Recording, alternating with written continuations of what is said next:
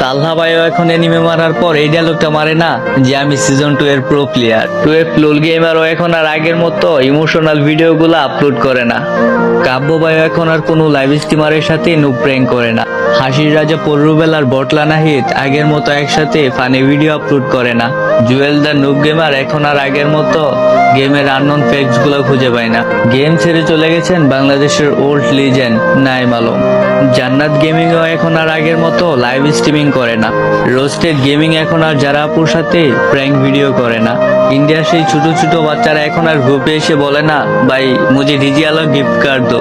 এখন আর কেউ 7 দিন অপেক্ষা করে না একটা কাস্টমের জন্য, আর ওই রাত জেগে গ্লোরিটাও কেউ পূরণ করে না।